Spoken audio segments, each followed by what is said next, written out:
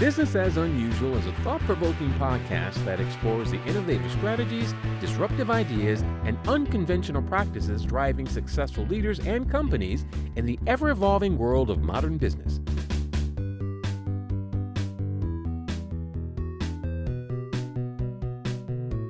Subscribe, comment, and share for weekly inspiration with our host, Aisala.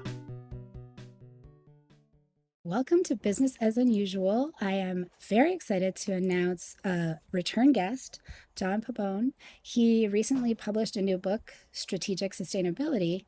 And, I think we'll just start there, but welcome to the show, John. Glad to be back. So, what do you want to tell people a little about who you are and what you're up to, and then we'll get into your book. Yeah, absolutely. So what am I supposed to say? I am a sustainability author, consultant, and speaker, which doesn't really tell anybody that much, but I spend most of my time helping large businesses in the private sector figure out how to make sense of sustainability and how to simplify it, and then how to develop really strong strategies that just make business sense. Because what we're doing, really at the end of the day, I'm not hanging off the side of a whaling ship or, putting myself in harm's way on a pipeline, but I am trying to make the world a little bit of a better place by working inside the businesses that, let's be honest, should be doing the lion's share of the work to make the world a better place. And I know that because we've talked about it, I'm a big fan of what you're doing. And I remember, I feel like I was a teenager, there was a thing that happened where McDonald's, they cut the size of their napkins or something, and it reduced the amount of paper that was used in the US by some amount. And there was something else they did in terms of negotiating around livestock and beef, and it changed. So I feel like sometimes when we talk about the impact that business can have, we forget that people are trying to sell to there's the providers of the beef, right? They are influenced by what their customers want. Like Costco currently in the US is still testing meat. So if they go into a meat facility and they test it and it doesn't pass the FDA regulations, then they won't buy from that facility at all. And they test all the meat, not just the stuff for them, because they want to make sure the facility is actually up to speed, right? But that has an impact, right? That anybody that wants to sell to them has to continue to meet those standards. And I feel like Absolutely. sometimes people forget that, right? That These businesses have massive supply chains, and it doesn't even have to be that big of a business to still have a massive impact around the world. So this isn't to say that individuals don't contribute and shouldn't play their part. Absolutely, we all should. But at the end of the day, the way I view things, the private sector, and especially large businesses, have access to capital and resources and sort of a need to differentiate and to be better, just to make their own businesses largely sustainable, not for the planet, but for themselves. So why wouldn't we want to push them to try to make these incremental changes? Because for them, even an incremental change, like you mentioned with the McDonald's example, that incremental change is going to have such a massive impact, a lot more than most individuals would ever be able to contribute to making the world a better place. right? So how do you make the business case for sustainability? It's really easy.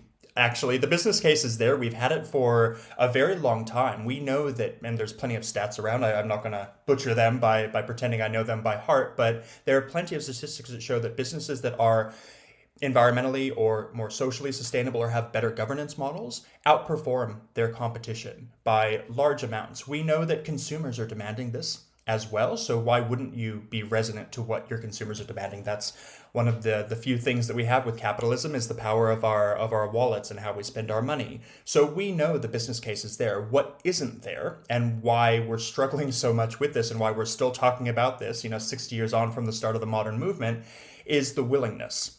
So the business case is there, but the willingness from businesses that, for a lot of them, are so entrenched in their ways of operating, they have a very hard time changing. And those that are even willing to change are having a hard time, because it's not just flip a switch and it happens. There are lots of things to unpick, lots of processes to switch, and basically turning a battleship around in the water is going to take a little while. It's not going to happen overnight. And as we were talking about before we started recording, there's people to consider too. We tend to forget about the people that are involved in this, especially organizations that have massive supply chains. I think automatically of the fashion industry that, they have their tentacles in places all over the world, and they impact the lives of so many workers around the world that it's not so easy just to say, hey, shut it down, because then what do you do with all the people that are going to be out of a job? So it's highly nuanced, and as much as I would love for it to be as easy as flipping a switch, that is not the business we're in.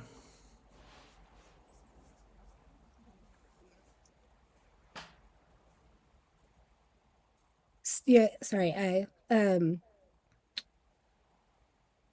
So there's the nuance, right? And then the challenge of, do you feel like the challenge is more sort of structural, like you were saying, or do you feel like there's ideological challenges, like that?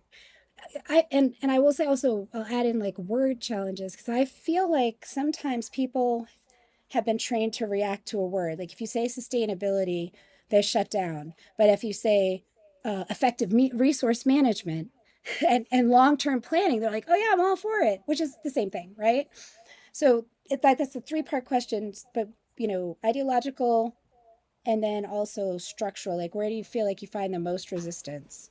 Our number one, our biggest Achilles heel in the sustainability space has always been around how we communicate it. And that's, been the way since the 1980s when we started communicating this publicly. So from a public facing perspective, the individual, sitting on their couch watching these advertisements, we've not communicated to them well at all because we've scared the hell out of them, right? So if you're scared, you're not going to do anything but just sit back and do nothing. So that's from that perspective. And then it goes on into business as well, where we approach them more with, and I'm painting with very broad strokes, this is not all of my colleagues in this space, but most of us will approach business from a very altruistic perspective. A CFO doesn't care about altruism. They don't care about doing good for maybe they do when they get home, but they certainly don't when they're looking at their budget sheet. So right. You can't approach them with this altruistic perspective and then add on to that just the loaded phrases that we've been using that have just piled on with these misinterpretations. So when I say sustainability, if I ask 5 people to define it, I'm going to get 100 different answers. We don't even have a shared definition of what that means. Mm-hmm. So how are we to expect a business leader to then resonate with any message we're bringing to them? So it's really important that we are very careful of the language we're using for business and for individual consumers and audiences. And to really help resonate with them in a way that is going to get things across the line. And for a lot of people in this space, they're going to think that's pretty unsavory. Why should I have to give up, wearing my heart on my sleeve just to talk to a business person? But no, you have to be much more pragmatic about it and recognize you're not giving up on your altruism by being more pragmatic. You're actually, if anything else, doing even more to try to get things over the line. Yeah, I that's something I definitely struggle with in my own experience of I feel like, it's right there in the word. Ideals are ideas in our head, and every idea changes when it meets the real world and has to run into friction. And sometimes it changes for the better, right? Like just because I think this is the best doesn't mean it's going to have the best long-term outcome. And so there's that one, being too attached to our ideals, and then also sort of feeling that sense of, if we don't get it that way, we failed, instead of recognizing every step forward is actually a step forward. Like I understand why people are impatient. I understand why people don't want incremental change. I mean, for sure, we all have those moments, and that is the more sustainable. If you look at the history of any revolution, that the more violently extreme the change is, the more either oppressive you have to be to keep it, and the more, strongly the reaction is against it. So that those slower changes are the ones that are going to stick. And that's what we want. We want long-term success, not momentary success. And that's what I want. Maybe I'm speaking broadly when I say we. Not at all.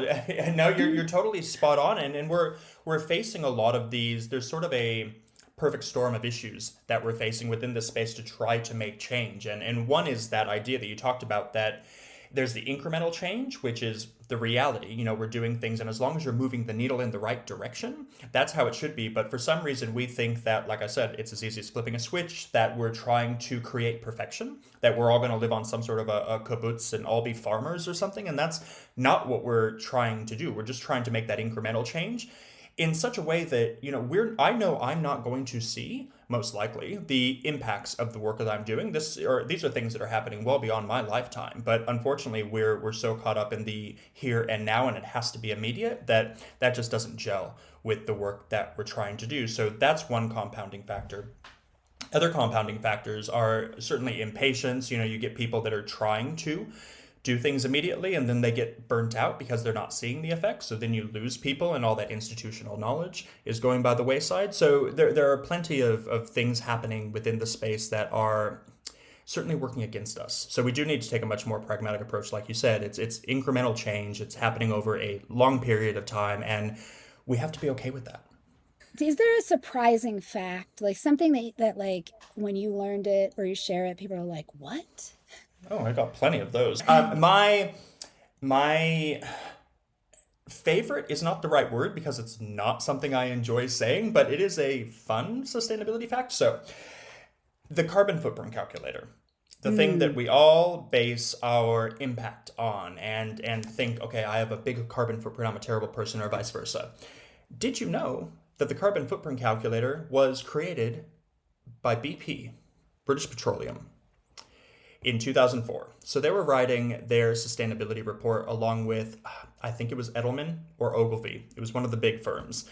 And they said, okay, well, how are we going to get anybody to read this thing? Because it's a boring sustainability. Oh, we know, we're going to create the carbon footprint calculator. It was already in existence, but they popularized what it was. They put it in the report and they said, hey, you consumer, take a look at how bad you are for the environment and try to fix yourself, but don't pay attention to what we're doing. So they never used the carbon footprint calculator on their own emissions and impact on the planet. Right. They pushed it over into consumers. And now everybody, all consumers, all audiences, even people in the sustainability space, use this as a metric of how good or bad we are. But if I look at myself, so again, I'm a consultant, I travel quite frequently, I'm always in an airplane, my carbon footprint is pretty bad. It's not as bad as BP, obviously, but it's bad. But I don't get any credit for the impact of the work that I'm doing and why I have a high carbon footprint. It's just John bad. Everybody bad. So that is just one of those greenwashing tactics that has become so embedded in everything and the way we think, that when I tell people that, their minds are just blown. But we're sort of so far gone that what are we supposed to do? Just not use a carbon footprint calculator anymore? So that's my not so fun fact.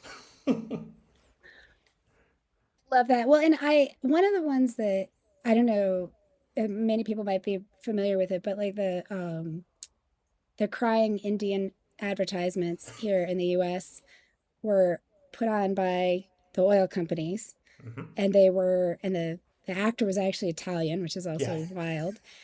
And but just the ways in which we have been encouraged to personally feel responsible for and I agree, like, yes, each of us can and should do what we can. And the reality is, if I'm perfect zero waste person in my life, the amount of change that's going to have, and that's going to be my whole life. And I'm certainly not going to be talking to you on a podcast, no.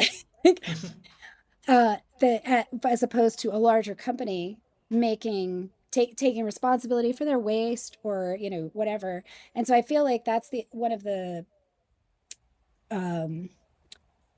what do you call it? One of those perceptions, one of the public perceptions that we have to kind of work at, is helping people to understand that getting mad at your neighbor because they do or don't recycle or have a high carbon footprint or don't, versus looking at the overall impact. It's a great distraction, but it doesn't actually help us get to the problems that we can fix or adjust or influence. Which is exactly what this is. A lot of greenwashing is just great distraction. The best greenwashing, if there is such a thing, is just great distraction. The best example, and probably the first example of modern greenwashing, is something that we don't even consider greenwashing now, and that's when you go to a hotel and they ask you to hang up your towels. When the hotels started doing this, it wasn't because they were trying to save water to save the planet. They're trying to save water because water's expensive for a hotel, and they use a lot of it. So they've told us, hey, you're the problem. if you want to save the planet, hang up your towel. Not, oh, hey, we're trying to save a bit of money and we can also save the planet. That would have been a much better message that we could all get behind. But I'm not telling anybody, don't hang up your towels. Absolutely do. You don't need to have a different towel each time you take a shower. But, the distraction is certainly there. Right. Will you, for people that don't know what it means, will you explain what greenwashing is? Absolutely. So greenwashing is when usually a large business, but we also see it with the ultra wealthy, with international organizations, with politicians. They'll wrap themselves in the language of sustainability, whether that's doing good for the planet or for society, when the reality probably isn't as altruistic as they let on. There's different types of greenwashing. Some is purposeful, some is accidental. I'm talking more about the purposeful stuff, like the stuff you tend to see from the fossil fuel industry, where they'll say, hey, we're doing good things for... God only knows what their message is this week, when we know they're not really that great for the planet. Or defense companies, tobacco companies, these companies that really at the end of the day are built on sort of killing their consumers. They talk about, we put in a children's recycling program. Okay, great. So what? You're still killing people. So it's a way to distract from their negative impact by pretending they have a more positive impact than anything else. Thank you. Appreciate that. So you wrote a book. You've written many books, which I find to be quite impressive. Thank you. And this recent one, Strategic Sustainability. Can you talk a little bit about what that is? Yeah, absolutely. So this is my third book, and it's my first business book. My other two titles, Sustainability for the Rest of Us and The Great Greenwashing, I almost forgot their names, are more for individuals, just sitting on their couches wanting to read a good, insightful book about sustainability in a way that can make sense to them and simplifies things. Now, with strategic sustainability, this is written specifically for people in business, and I'm really looking ideally at the C-suite and trying to show what the state of sustainability is, how we got here, and where we're going. And I started off with the question, because this is sort of the perception right now, is sustainability losing steam? We're seeing a lot of companies take their foot off the gas in a lot of ways. It sort of seems that way. There are political machinations, not just in the US, but around the world, impacting the things that we do. And we're just not hearing about it as much anymore. So I wanted to really dig in and see, are we losing steam? Are people and organizations not caring as much as maybe they used to in the past? And quick spoiler alert, no, that's not the case. We haven't lost steam, but there are factors that have influenced, again, where we've come from, how we've gotten to this point, and certainly what savvy business leaders should be doing if they want to keep a sustainable business going forward into the next decade. Do you have a couple tips you can give people that, like, just to give them some sense of what you're talking about, like a practical suggestion or the kind of thing that you either offer people when you work with them or something they might find in the book, so they can kind of see how this might relate to business or what you're talking about? Absolutely. So for any business that I work with, and this can be a new engagement or one that I've been working with for years, I always ask them to start with what we call a materiality analysis. And that's just a fancy consulting phrase for looking at all of the dozens, if not hundreds of things that as a business you could be doing to save the planet or society or have better governance models, and really distill that down into at most 3 things that you should be focused on. Because what tends to happen with business, especially those just starting on their sustainability journey, is they look at all these things they could be doing and they get overwhelmed. And if you try to do everything, you probably end up doing nothing. So you need to focus that down and say, okay, I am in the pharmaceutical industry. I could be doing X, Y, and Z, but I'm just going to do these 2 things for, let's say, the next couple of years and really focus and try to make an impact on that. Then I'll reconsider what to do next. That's always and should always be the starting point so that it prevents overwhelm. You can start to figure out how to message this within a business. So if you have those people that are sitting and trying to be blockages to progress, you can message it to them in a way that makes sense. And it just, again, prevents any of that overwhelm. So that's always point number 1. Point number 2 is to really get the internal stakeholders engaged as much as your external stakeholders. We tend to forget about the internal folks within a business, and they can be your biggest champions or your biggest blockages to success. So always make sure they're along for the ride. And the third thing I always say, and this is more, I used to think it was me being way too altruistic, but I think it's more realistic now, the more and more I think about it, is I always encourage what I call radical transparency. So it's no longer good enough just to talk about the good things you're doing as a business. It's no longer enough to not talk about the bad things you're doing. You need to sort of put all your cards on the table, because if you don't, no matter what, there's going to be an activist, an internet warrior, somebody is going to come after you, a media person trying to look for that gotcha moment. And that's always, the Achilles heel of any business. So if you put all your cards on the table, the good, the bad, and the ugly, it's really hard to have those gotcha moments. So I always encourage radical transparency. And I can already hear the lawyers listening to this going, oh, I can't do that. And no, you're not going to open the doors wide open tomorrow, but you should certainly start considering how you're going to do that, because it's just going to get harder and harder to try to not talk about the things that you're doing within a business. Yeah. Well, and it's kind of like, it's like any levels of disclosure, that you don't have to get into every detail to, in terms of whatever the legal concerns would be, to still be very clear. Like, we recognize we need to improve in these areas. We acknowledge these are areas we have not really committed to effectively or honestly, whatever. And I don't know. I think that even in life, that works better if you're upfront with people. If you make a mistake and you try to deny it and hide it, people get really frustrated. If you show up and you're like, I screwed up, I missed that deadline, I am so sorry, and here's how I'm going to work on fixing it. That's all Then it is. that feels like most people in relationship can get past anything, or that's a dangerous word, but it can pass a lot if you're able to really show up and be very clear about you owning it, and then acknowledging the steps you're going to take to show up differently. So it makes sense to me that businesses, I mean, they are in the US people too, so. I tell this to people all the time. No rational person in your audience, stakeholder, whoever it is, expects your business to be perfect. They just don't want you to lie to them. Just don't lie. Like, it's as simple as that. This is the basics. And somehow, even with that low of a bar, businesses still end up not clearing it. It's wild to me. Yeah, I think people well, that's a different podcast. What does success look like for you? Personally or with business? Let's go with business.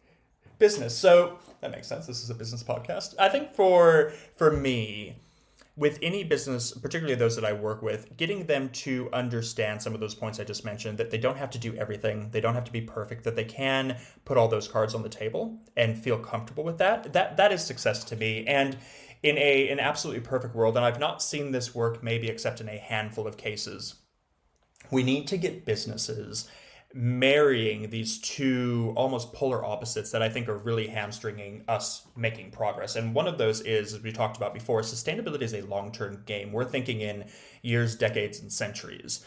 Business doesn't operate that way. They operate quarter by quarter, and a lot of boards and C-suite folks are evaluated that way. Their KPIs are quarter by quarter. But the businesses that have truly embraced sustainability, that aren't greenwashing their image, they found a way to put those two things, those polar opposites together, where they can still do the quarter by quarter metrics that are kind of almost a legal and regulatory requirement now, and they can still have that long-term vision. And as easy as that sounds on me saying this right now, it should be fairly straightforward. It's not at all. So that's what I really want to see more businesses doing, is figuring out a way to bring those two polar opposites, maybe not together, but a little bit closer day by day. I would say, I don't know, for me, and I know my business is very small and the businesses that I work with are not large at all, but I actually feel like that they work really well together, right? Because those quarterly reports give you a sense of where you might need to make micro adjustments on the road. But I think what I feel ends up happening, especially with these larger businesses, is they see that quarter as a standalone experience. Mm-hmm. Whether it's positive or negative, that's what gets presented, instead of seeing it in the context of, this is the road we're on, and here's the whole context of the road that we're on, and where is that trying to lead us. But without those I do reviews monthly, quarterly, to see if I'm on track or if my expectations have wavered in some fashion, and that makes it easier to make those micro adjustments, as opposed to you get a year and a half along and suddenly it's a crisis. I hate crises, especially predictable ones. They're my least favorite thing. I'm saying that because I feel like there are people that really like them. They thrive in them and they're just fine 100%. with that. And they're the worst ones to work with. Oh. Like, You no, know who thank they you. are, though. You see them coming a mile away and you go, oh, no, you're one of those. But Yeah. you're spot on, and I think one of the, I mean, amongst all the other complicating factors when it comes to sustainability is the how matrixed things are. So for a large business starting out on their journey, their needs are very different to a large business that is entrenched in sustainability. Then you have the smaller businesses that are just starting versus those that are a little bit more experienced.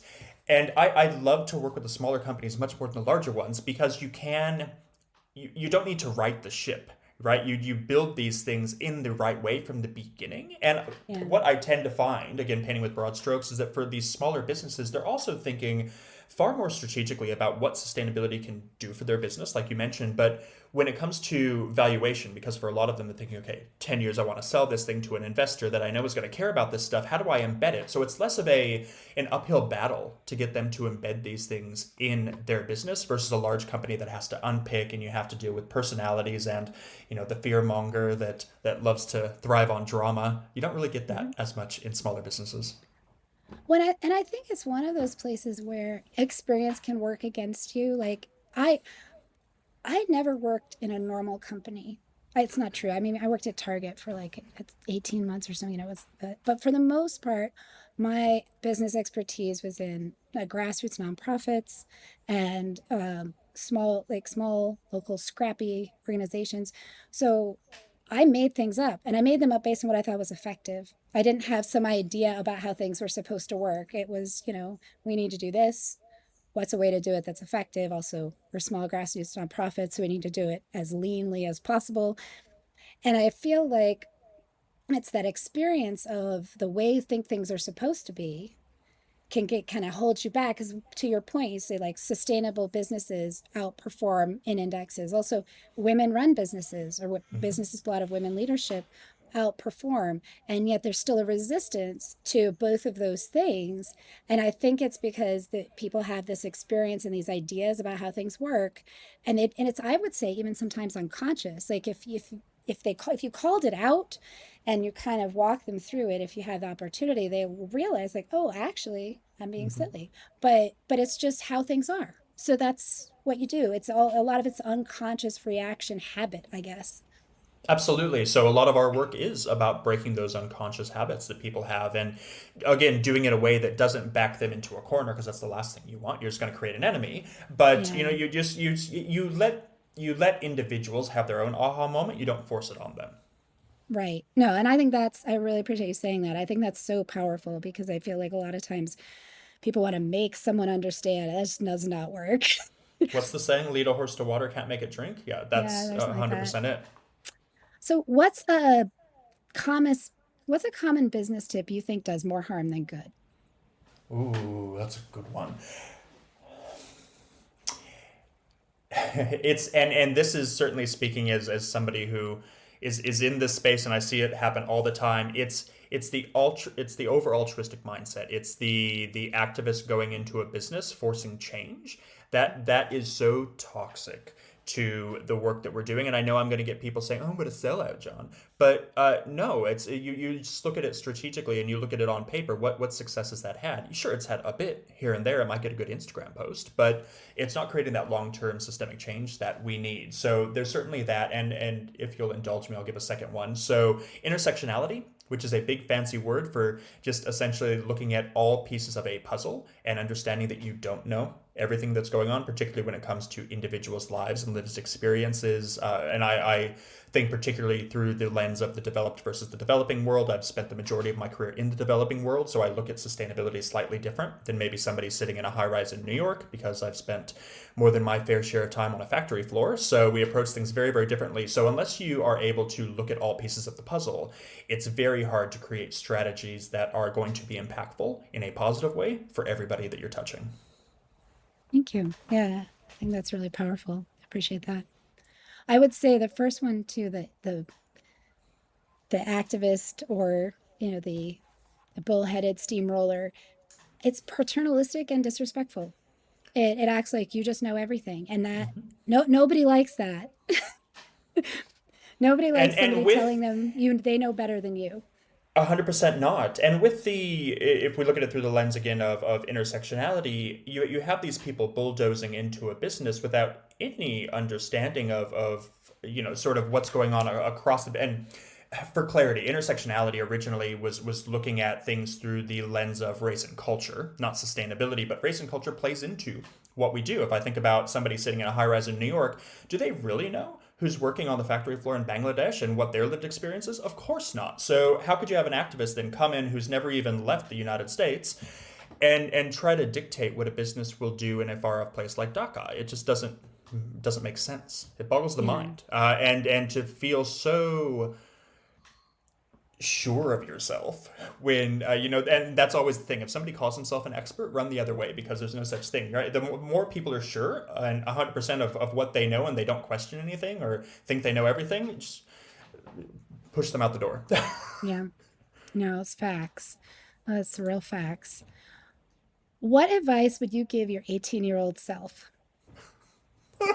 I would tell 18-year-old John, probably don't drink so much in college, but no, that was fun. It was fun.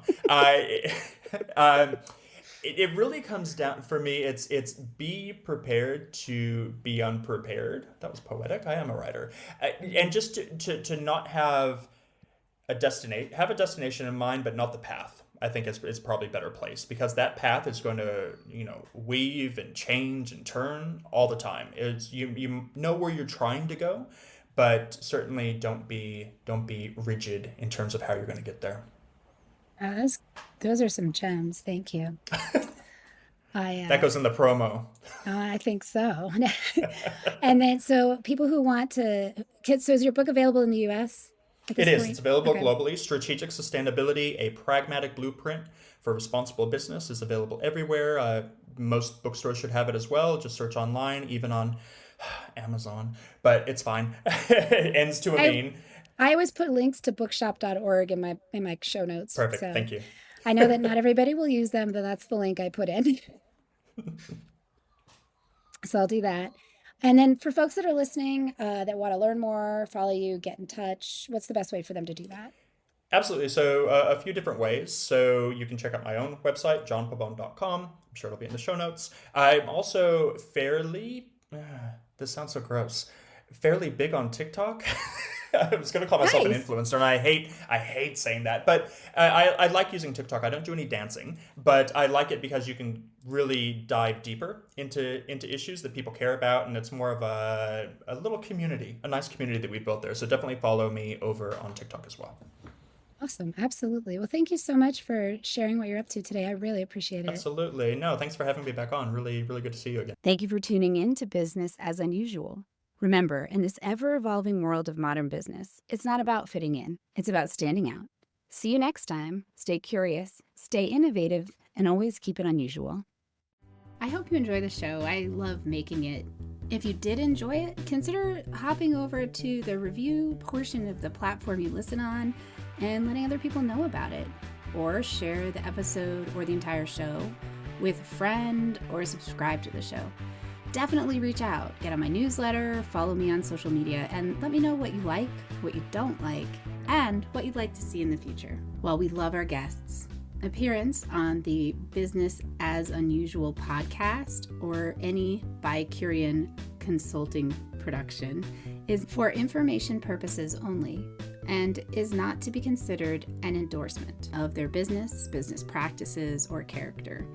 Please properly vet anyone you find through this podcast and generally before you do any business with them. Thank you for listening.